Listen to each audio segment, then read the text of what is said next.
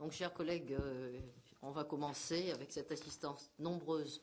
Alors, la quantité peut-être pas, mais la qualité sûrement. Hein. Donc, je rassure tout de suite Marietta et son collègue rapporteur. Ce que je vais peut-être faire, pour commencer, ça leur permettra de se mettre en jambe, si je puis dire, avec Pascal, c'est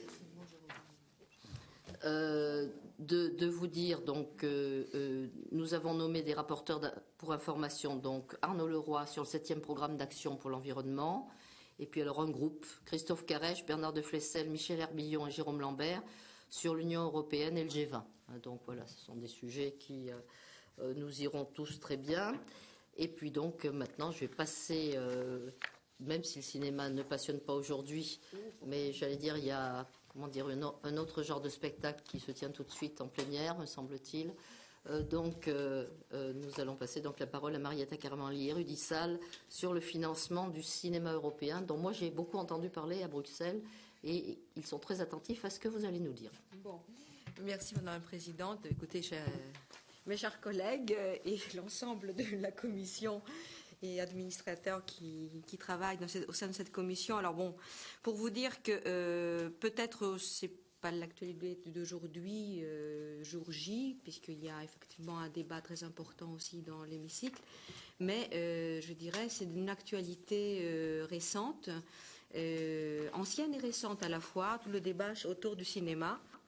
À la fois, nous avons eu à suivre avec Rudy Sall directement, mais aussi localement lors des dernières prises de position dans le monde des médias sur le financement du cinéma, et le financement français, le financement du cinéma européen. Nous, on reste plutôt dans une étape de communication aujourd'hui sur le financement du cinéma européen.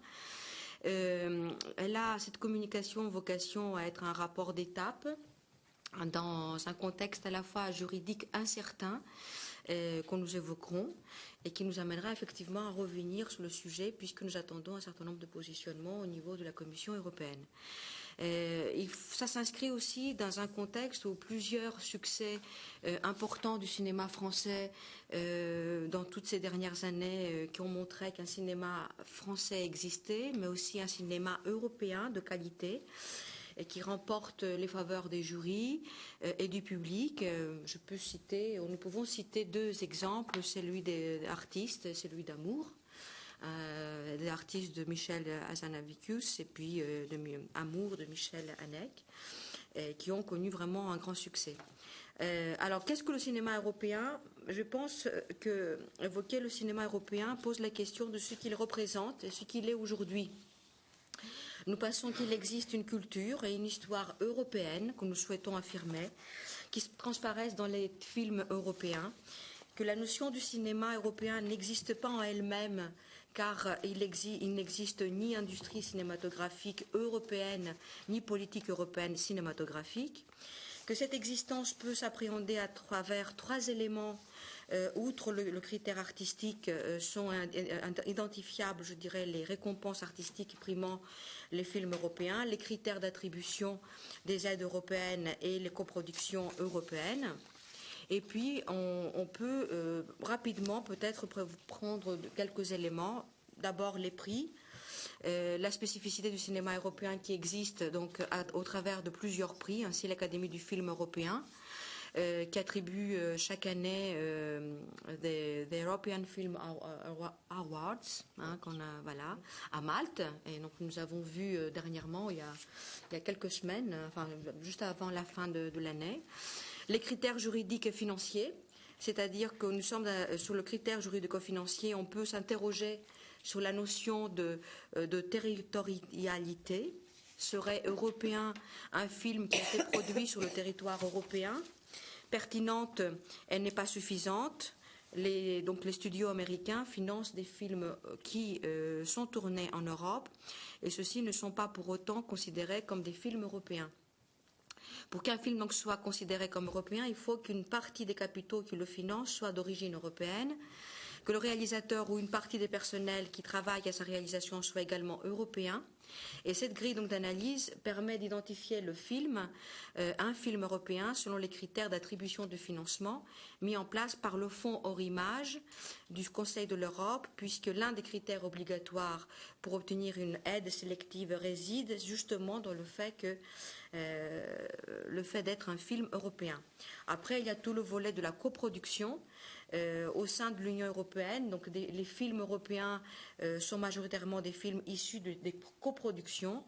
On signale en premier lieu, par exemple, la présence, enfin la coproduction France, Autriche, Allemagne, souvent.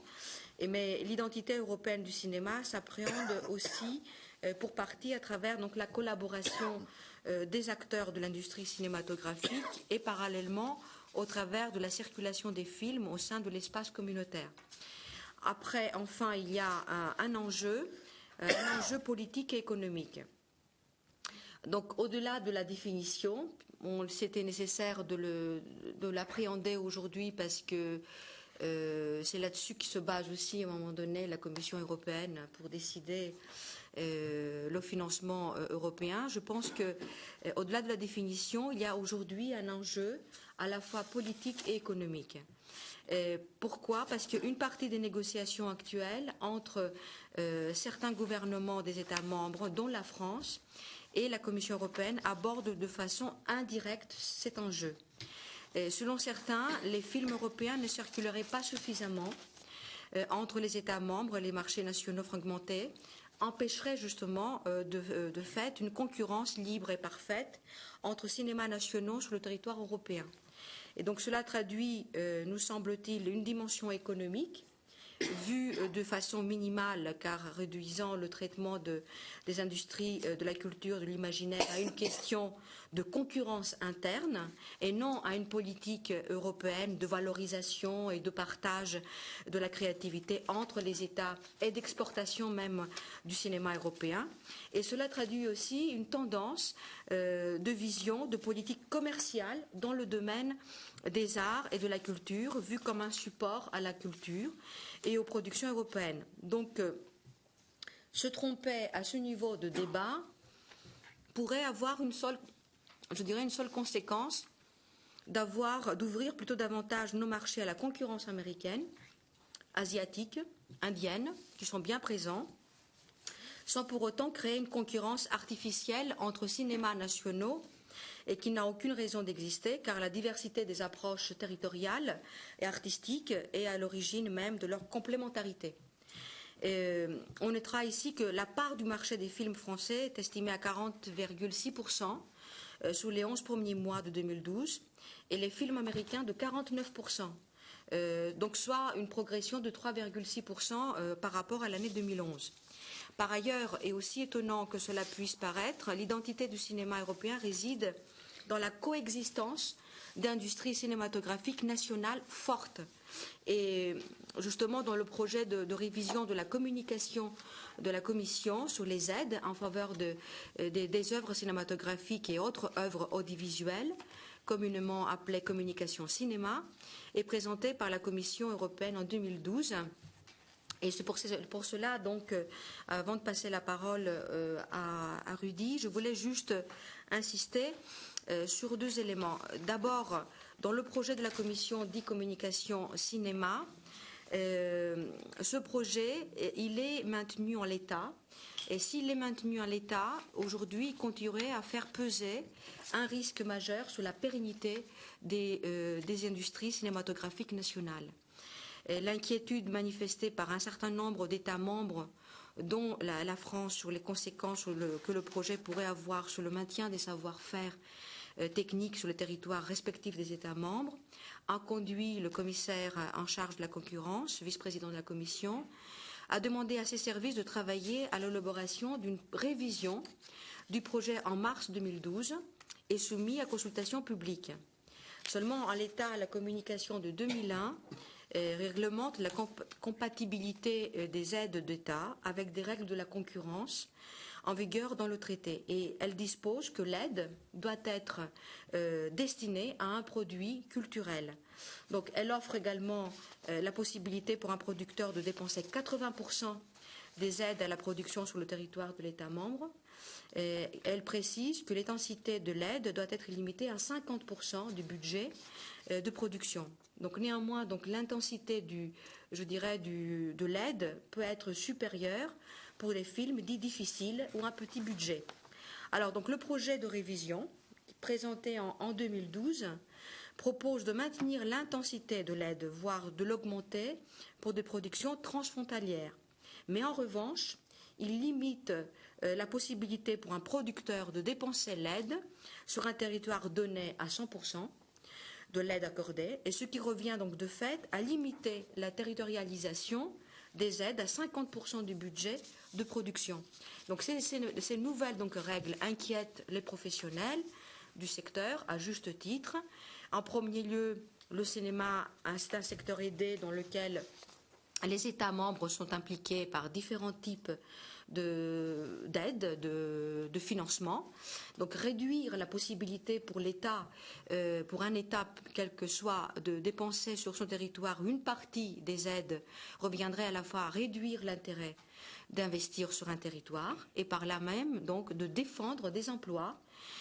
Également aurait pour conséquence irréversible la destruction d'un tissu économique qui existe aujourd'hui, celui aussi des savoir-faire inhérents à une économie donc particulière. Et par ailleurs, un certain nombre donc de métiers ont une spécificité propre qu'une diminution de la possibilité pour un État de dépenser de l'argent des aides sur son territoire amènerait à faire disparaître irrémédiablement.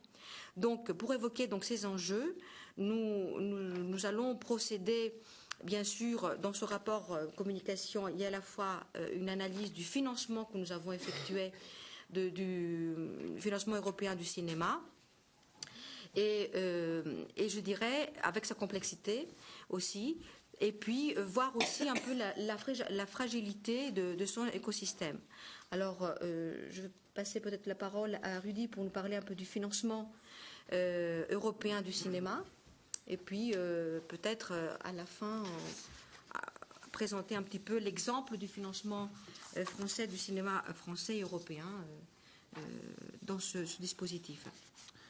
Bon, on peut dire que le financement européen du cinéma est quand même très limité. En réalité, il y a deux sources essentielles. La première, c'est le fonds Eurimage, qui subventionne plutôt des films, on va dire, d'auteurs, enfin des films qui ne sont pas forcément de grande diffusion. Et puis, ce qu'on appelle également le plan média, qui lui dépend de l'Union européenne. Mais en réalité, le financement européen du cinéma repose essentiellement sur les financements nationaux des industries cinématographiques par les États membres.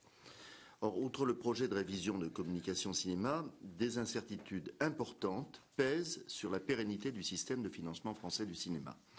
L'industrie cinématographique française dispose de différentes sources de financement. Outre le CNC, qui historiquement apparaît comme le premier opérateur du financement européen, les aides à la filière cinématographique se sont enrichies de différents opérateurs, les télévisions à partir des années 1980, les SOFICA, les sociétés de financement pour le financement de l'industrie cinématographique et audiovisuelle, à partir de 1985, les crédits d'impôt depuis 2000 et les aides des collectivités territoriales, essentiellement les aides régionales.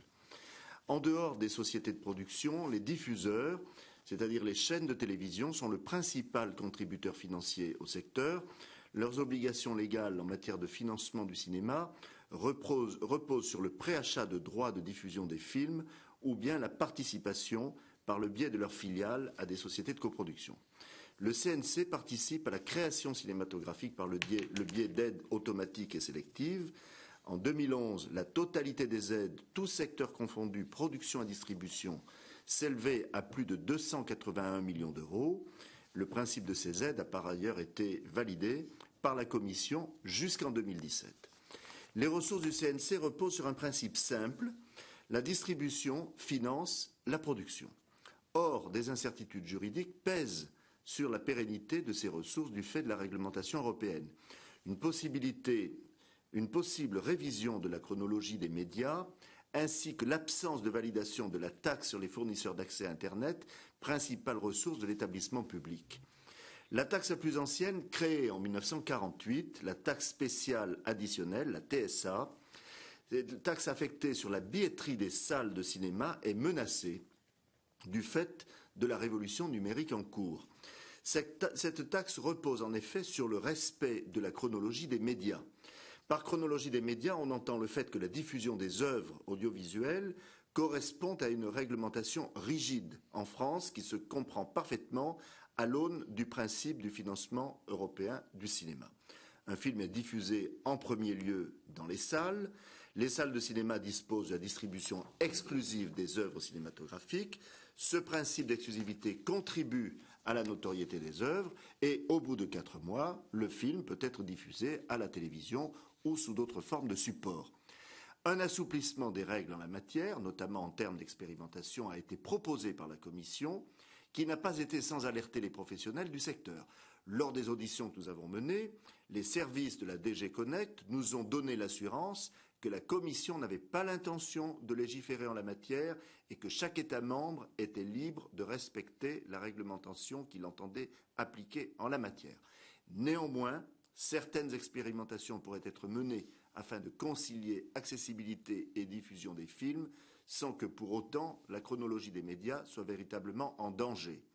Si la chronologie des médias n'est pas menacée par une législation européenne qui lui serait contraire, il paraît relativement certain que les possibilités offertes par la diffusion numérique demeurent une menace à plus ou moins brève échéance. Et je dois dire que le commissaire européen nous a tout de même inquiétés en nous donnant l'exemple d'un film qui avait été d'abord lancé sur Internet, qui avait connu un grand succès et qu'on avait mis en salle ensuite. Il donnait l'exemple d'un film grec, dont nous n'avons pas entendu parler d'ailleurs, mais le succès en salle a dû être assez confidentiel. La taxe ensuite sur les éditeurs de télévision, la TST, et sur les distributeurs, la TSTD. La seconde taxe parafiscale fixée au CNC est donc la taxe sur les éditeurs de télévision. Elle a été créée en 1986. Elle a depuis le 1er janvier 2008 été étendue à l'ensemble des distributeurs qui acheminent un contenu audiovisuel vers le téléspectateur, chaînes autodistribuées comme Canal+, services de diffusion par câble, numéricable, par satellite, télévision numérique terrestre, fournisseurs d'accès à Internet et opérateurs de téléphonie mobile.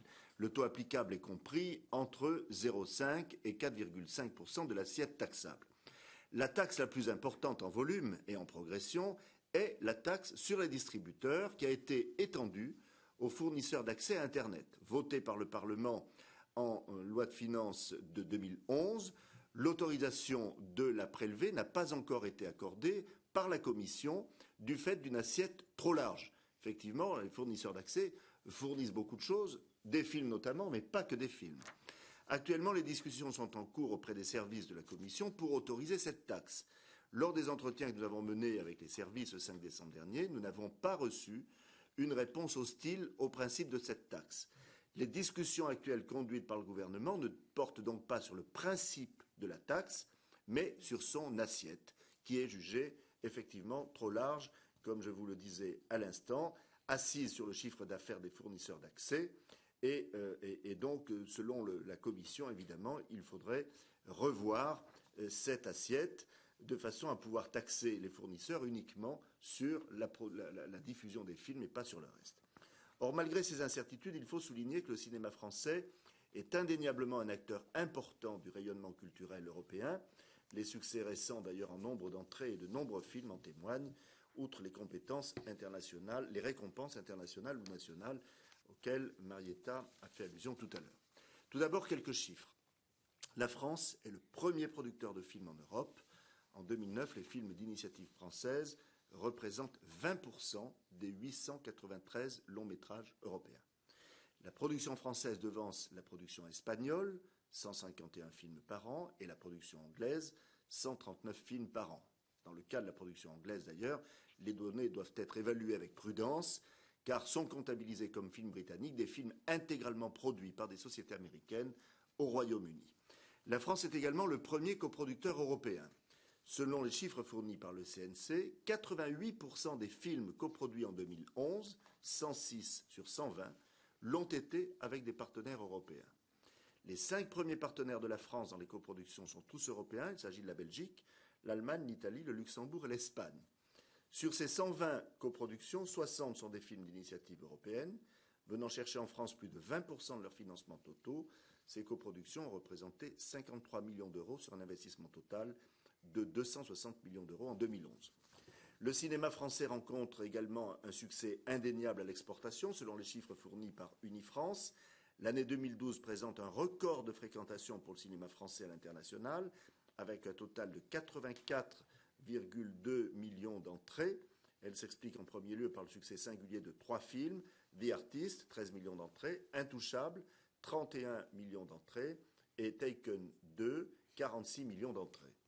Ces 3 films au financement français concentrent à eux seuls 65% de la fréquentation globale, recensée par Unifrance Film dans les salles étrangères en 2012.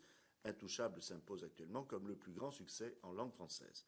Les films minoritaires en langue française totalisent 2 millions d'entrées, soit la seconde meilleure performance de ces 10 dernières années, grâce à des titres d'auteurs tels que Le Havre, Elle, Le gamin au vélo, Café de Flore ou encore L'enfant d'en haut. Le cinéma européen est à un tournant, porté par le cinéma français. Il représente une réussite indéniable et en même temps, sa fragilité n'a jamais été aussi prégnante. Les négociations relatives à la communication cinéma s'avèrent essentielles pour conserver la pérennité du système, notamment du fait de l'émergence d'un environnement numérique qui conduira nécessairement à une adaptation de nos modèles économiques en termes de diffusion. The Artist était un hommage à la mort d'une industrie, celle du cinéma muet. Espérons qu'il ne soit pas le chant du cygne de notre industrie cinématographique. Gageons que le système actuel deviendra davantage vertueux et se terminera également en happy ending. En tout cas, vous pouvez compter sur notre détermination pour y veiller. Voilà. Et donc maintenant, nous avons à vous soumettre les 17 points de proposition de conclusion. En gros, on peut même les retrouver les synthétiser. Là. On souhaite effectivement, donc, vous l'avez compris, le sens de notre communication, c'est à la fois donc planter un peu le décor, pointer finalement aussi les difficultés, mais qu'il y a vraiment un vrai enjeu à la fois pour la France, mais je dirais pour l'Europe et pour la culture européenne par rapport au modèle américain. Donc je crois que là, honnêtement, on a été même quelquefois choqués, il faut le dire, avec Rudy Sall quand on était à Bruxelles par des positions quand même du commissaire. Honnêtement, comparer le cinéma, l'industrie cinématographique à des achats de caméras ou de films, c'est vraiment ne pas connaître de costumes, ne pas connaître vraiment le fond de cette industrie. Enfin, c'était ahurissant. Moi, je le tenais quand même à le dire. C'est pour ça qu'on se considère tous les deux, et à travers nous, la Commission, totalement saisie de la question, d'où cette première communication. On souhaite, par ces conclusions, qu'elle soit respectée le principe de la diversité culturelle, soit rappelée la compétence d'appui de l'Union européenne en matière de culture, et que les aides donc publiques de soutien au secteur culturel et patrimoniaux puissent être exemptées des règles de la concurrence, que soit citée l'existence de plusieurs financements européens en faveur du cinéma, que ce soit aussi mentionné le fait que la Commission a autorisé la prolongation de l'autorisation de prélèvement de la taxe sur les éditeurs de télévision par le Centre national de la cinématographie et de l'image animée jusqu'en 2017. Que ce soit indiqué que la chronologie des médias, qui est la règle définissant l'ordre et les délais dans lesquels les diverses exploitations d'une œuvre cinématographique peuvent intervenir, est bien, selon la Commission, une compétence des États membres. Que ce soit réaffirmé que le principe d'un assouplissement des règles relatives en matière de chronologie des médias ne serait acceptable pour faciliter l'accès aux œuvres cinématographiques, à condition que le prix proposé pour la diffusion de l'œuvre sur support numérique ne mette pas en péril les autres formes de diffusion, que ce soit prorogé donc la communication de la Commission sur les aides d'État en faveur des œuvres cinématographiques et autres œuvres audiovisuelles de 2001, et que ce soit demandé également, dans l'hypothèse où la Commission souhaiterait toujours réviser la communication de 2001, les études d'impact justifiant le changement des règles juridiques s'appliquant au secteur afin de respecter le principe de sécurité juridique, le maintien de la possibilité de dépense de 80%, d'un budget de production sous le territoire d'un État membre. Et nous considérons que, donc voilà, pour toutes ces raisons-là, qui sont rappelées dans l'ensemble des conclusions, les 17 points, on demeure saisi de la question tant que le nouveau projet de communication de la Commission, ni l'agenda inhérent à son adoption n'ont pas été publiés. Oui, je voudrais ajouter un point qui me paraît très important, c'est notre attachement au principe sur lequel repose le financement du cinéma français, c'est-à-dire que la diffusion finance la création. C'est très important parce qu'en fait, la diffusion de films américains finance la production de films français. Plus on vend de billets, quels que soient les films, et plus on finance.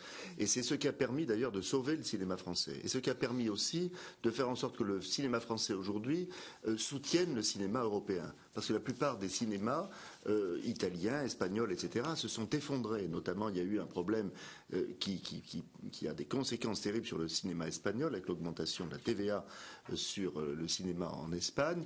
Et nous sommes aujourd'hui un des moteurs du cinéma européen.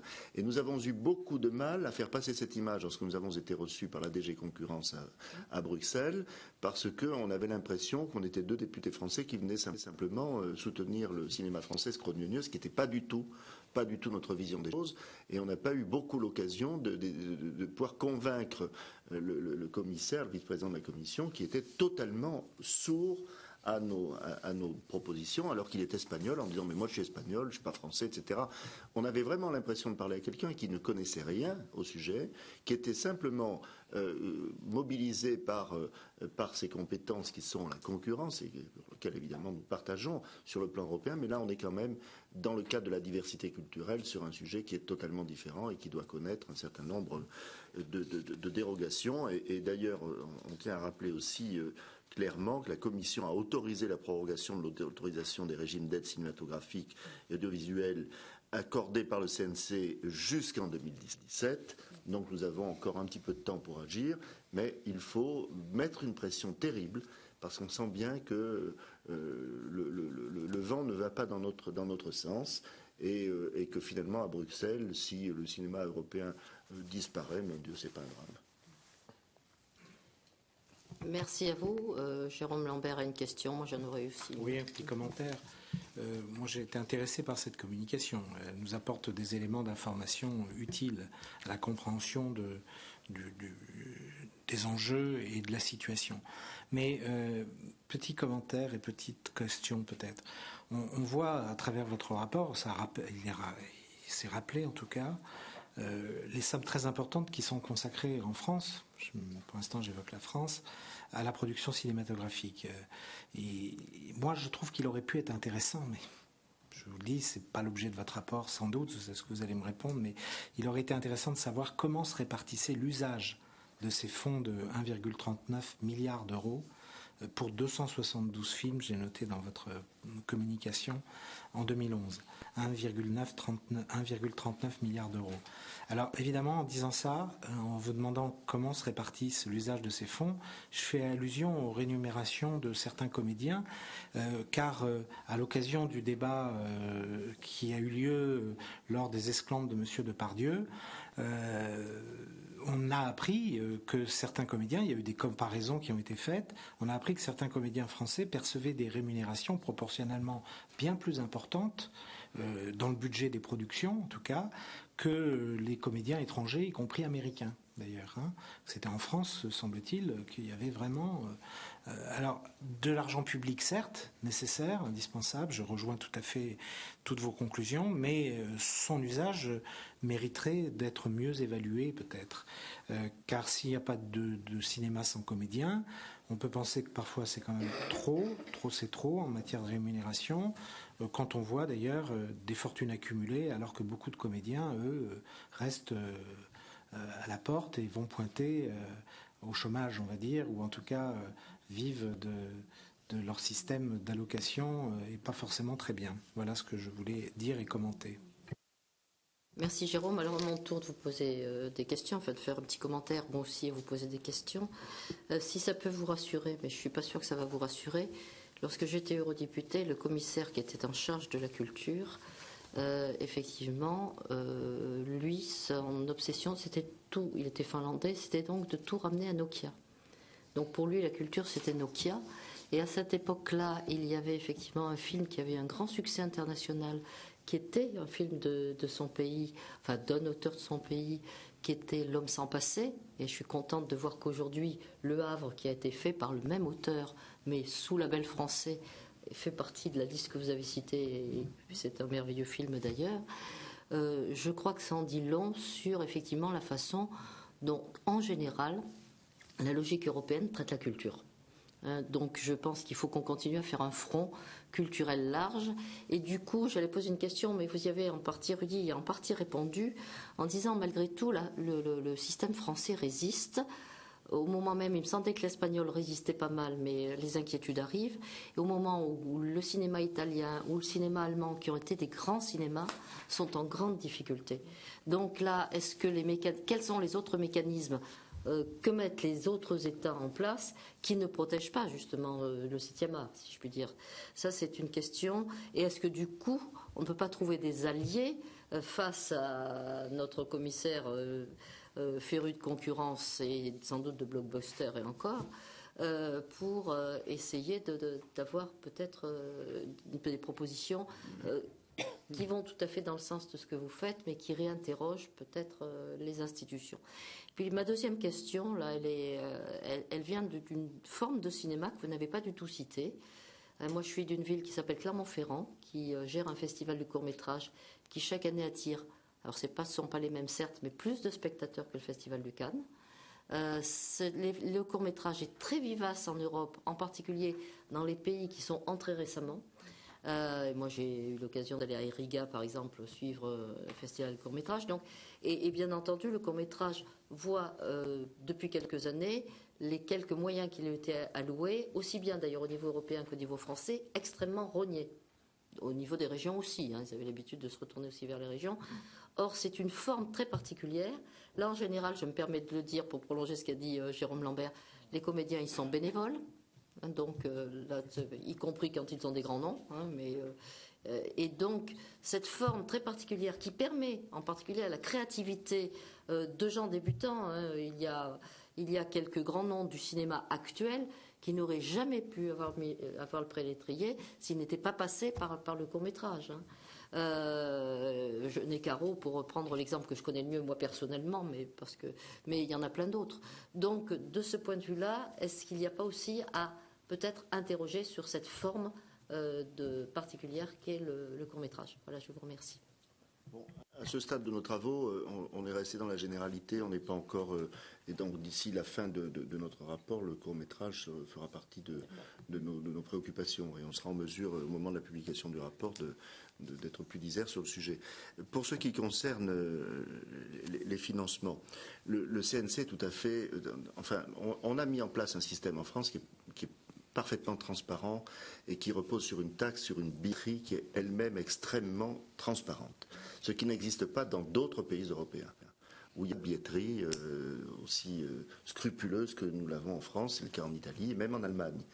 Et donc on peut peut-être inciter un certain nombre d'autres pays à s'inspirer du système français. Il faudrait en réalité arriver à mettre un système européen un peu calqué sur le système français. Pourquoi? Non pas pour faire du prosélytisme, mais simplement parce que parmi l'ensemble des systèmes européens, c'est celui qui marche le mieux et qui donne des résultats concrets. Alors sans évidemment donner l'impression qu'on veut exporter notre modèle, mais aujourd'hui, force est de constater, notamment à travers les coproductions, que s'il n'y avait pas le cinéma français, il n'existerait probablement plus aucun cinéma européen. Et on serait complètement envahi par le cinéma américain, ce qui est déjà en grande partie vrai, puisque près de la moitié des films quand même présentés sur les écrans français, ce sont des films américains. Donc je crois que l'idée, on verra bien à la fin du rapport ce qu'on pourra proposer, mais peut-être la création d'un CNC européen, pourquoi pas, pourrait être une piste sur laquelle on pourrait travailler de façon à arriver à harmoniser un petit peu l'ensemble du système qui est aujourd'hui assez différent d'un pays à l'autre. Et pour aller aussi dans le sens de Rudy et répondre un petit peu à la question de Jérôme, sur le document, effectivement, la 1,39 milliards d'euros, on ne l'a pas mis dans le détail, mais effectivement, il est prévu dans le rapport de donner l'ensemble de la répartition de ce financement.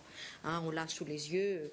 Donc seulement pour ne pas alourdir cette première communication, puisqu'on a prévu dans le rapport final d'aborder l'ensemble du financement, enfin les financements globalement du cinéma. Alors après, moi j'insiste sur le fait qu'il y a un enjeu vraiment politique et je dirais et européen, au-delà de l'enjeu financier, et d'identité européenne, de culture européenne, d'histoire européenne finalement. Et ce qui est le plus choquant justement, c'est que dans la communication aujourd'hui, dans le positionnement du commissaire ou de la commission concurrence, elle fait abstraction totale de cette culture européenne. Si on n'aborde pas le sujet sous cet angle-là, ça ne vaut pas la peine d'avoir une Europe. Ça ne vaut pas la peine, on ne pourra pas concurrencer la culture américaine. Ce ne sera qu'un modèle. Donc est-ce qu'on veut aujourd'hui, dans notre société, dans notre monde, qu'un modèle? C'est une question qui est posée et qui est une question politique. Je pense qu'ici nous partageons tout à fait toute notre vision. Ce n'est pas une vision uniquement française.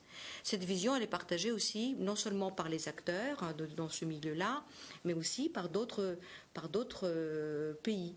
Alors, si on renvoie uniquement au financement des États, c'est sûr qu'il y a des pays qui ne pourront pas investir autant d'argent que nous le faisons, en tout cas certains. Que s'il n'y avait pas aussi effectivement cet accompagnement du financement européen, mais pour affirmer une autre identité, pour affirmer une histoire, une culture européenne, mais ça ne vaut pas la peine. On n'aura pas donc, on fera pas la part égale, je dirais, avec le modèle américain. Et puis de l'autre côté, à la limite, regardons aussi qu'est-ce qui se passe du côté des États-Unis. On a aussi là-bas aujourd'hui, on n'en parle pas, mais on fera référence dans le rapport, de l'émergence aussi d'un autre cinéma indépendant. Qui est en marge, je dirais, des grands groupes, etc., d'un modèle américain, qui commence à aborder des questions de société. Hein. Dans le cinéma européen, on a beaucoup plus de sujets de société, beaucoup plus de préoccupations qu'on trouve dans les différents pays, ce qui fait qu'il y a aussi une culture européenne qui doit être affirmée. Nous, notre stratégie avec Rudy, c'est de continuer donc ce travail à la fois d'audition et de vérification d'un certain nombre d'éléments, pas uniquement sur les questions financement, donc voilà, on les a en gros, mais peut-être de travailler sur l'argumentation pour faire reculer justement la Commission européenne sur ce point. Et pour cela, on pense aussi sensibiliser les autres parlements, comme on a su le faire quelquefois sur d'autres sujets qui concernaient la concurrence, la consommation, précédemment. Et je pense que ce n'est pas un modèle français qu'on est en train de défendre, c'est vraiment un modèle vraiment européen. Et là-dessus, il y a plusieurs acteurs dans le domaine cinématographique, à la fois proprement dit producteurs, réalisateurs et industries cinématographiques des différents pays, mais aussi des parlements qui méritent de s'en saisir de ce sujet de manière un peu construite et sur le plan stratégique un peu conduite collectivement pour faire reculer la Commission. Sinon voilà, on ne perd que les batailles qu'on ne donne pas. Je crois que ça fait partie de nos batailles et de nos priorités aussi. Parce que c'est aussi, au-delà du modèle, il y a aussi quelque part une industrie, il y a de l'emploi derrière et il y a aussi des attentes dans ce domaine, au-delà de la créativité. Sur le cachet des comédiens, les chiffres qu'on a eus, c'est que ça représente au maximum 8%. Mais il faut bien voir qu'un certain nombre d'acteurs sont de véritables marques. Et que donc, évidemment, on sait très bien que la participation de tel ou tel acteur va déjà représenter un certain nombre de spectateurs. Et donc, voilà. Mais après, on est dans un marché concurrentiel et donc, il est tout à fait normal qu'il n'y ait pas de règles précises en la matière. n'existe pas, mais juste c'est même. J'avais lu, des informations étaient peut-être exactes dans la presse, quand même des comparaisons, c'est ça, avec l'Amérique, enfin, parler du cinéma américain, où les acteurs sont bien payés, je crois aussi, mais il faisait remarquer qu'ils étaient moins bien payés aux États-Unis qu'ils ne l'étaient en France. J'ai trouvé ça étonnant. Ils ont des bons acteurs aussi, des acteurs qui attirent du public. Je ne sais pas si des éléments de comparaison sont peut-être difficiles à faire, mais un journaliste au moins, parce que je l'ai lu dans un article, je ne sais plus où. Alors moi, ce qui m'a gêné un petit peu là-dessus, puis justement pour compléter, c'est que là aussi, moi, l'arbre qui cache la forêt, ça, je crains toujours un petit peu. C'est-à-dire qu'effectivement, il y a quelques acteurs plus que bien payés en France, qui ont été parfois des grands acteurs. Je parle un peu au passé, parce que... Bon, je crois qu'il ne faut pas oublier que la majorité des comédiens du cinéma, comme des autres comédiens d'ailleurs, sont plutôt dans des grandes difficultés, et même au niveau de l'Europe. Et je crois qu'une des choses aussi qu'on pourrait vous demander, quand vous ferez le rapport définitif, c'est justement, j'allais dire, de faire un équilibre. Peut-être comparer quelques très grands, des marques de fabrique, si je puis dire, parce que malheureusement c'est un petit peu de ça qu'il est question maintenant, françaises avec des marques de fabrique européennes, et puis quand ils vont se faire payer des représentations aux Émirats arabes ou ailleurs, ça c'est pas comptabilisé, mais on sait que ça existe. Mais à côté de cela, peut-être serait-il intéressant de comparer aussi justement, et je pense que c'est valable d'ailleurs aussi pour le cinéma américain, sur l'entièreté de ces milieux-là, c'est-à-dire pour quelques-uns qui vivent plus que bien, combien tire le diable par la queue, pour reprendre l'expression consacrée. Ça serait peut-être intéressant si vous aviez des éléments, parce que je pense que c'est pas si facile que ça à trouver. C'était pour compléter un petit peu la remarque.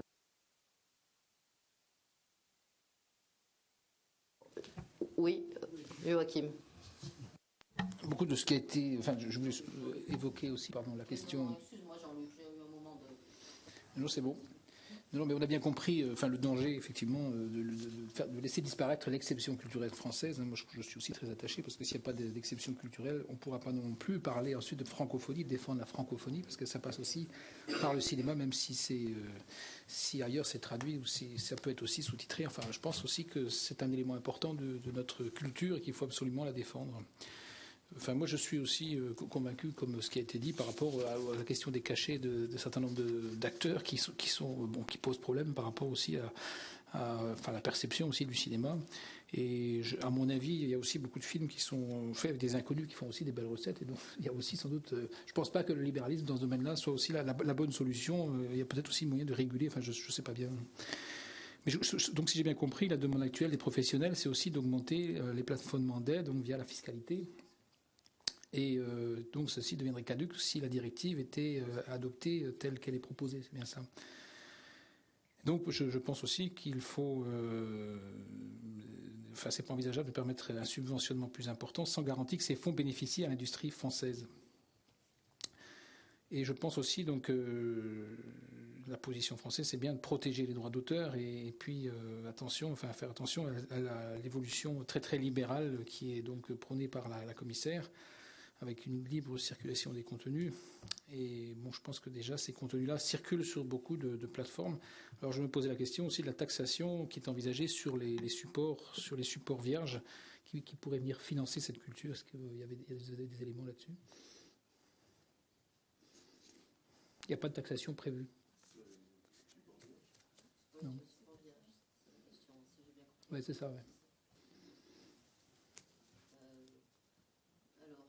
Si j'ai bien compris, on vient de vous poser des questions qui vont faire que vous allez encore enrichir votre rapport, qui me semble dans cette phase-là déjà très abouti, mais il y a encore plein de questions surprenantes. Oui. Ça touche plus l'audiovisuel. Cette question touche plus, enfin, ça concerne plus l'audiovisuel. Or, nous, on est vraiment resté cinéma. Mais c'est vrai, dans les différentes auditions, et celles qui vont suivre, je suis persuadée, la question de l'audiovisuel revient, avec des problématiques de taxation, de financement, etc. Mais nous, on est resté vraiment sous l'axe cinéma, puisque c'est cet élément-là, c'est le financement du cinéma, finalement, européen, et qui nous intéresse. C'était notre commande. Mais c'est vrai qu'il y a d'autres domaines qui méritent peut-être d'être... On faisait référence ce matin lors d'une audition qu'on a eue ce matin, peut-être de prolonger aussi par un autre aspect qui touche plus particulièrement l'audiovisuel, qui est un domaine assez complexe, notamment mais qui... les séries télévisées. Séries télévisées, numérisation, enfin le choix qui se font, la production, voilà. Les questions sont très libres. Oui, voilà. Mais là, nous, on est resté vraiment sur le financement européen du cinéma. Si vous en êtes d'accord, nous allons tout à fait supporter nos rapporteurs sur leur première communication qui nous a quand même ouvert suffisamment l'esprit pour que, regardez toutes les questions que nous avons posées, si nous étions 50 dans la salle, vous en auriez encore plein d'autres. Donc on attend avec impatience la suite de vos informations. Merci beaucoup à vous.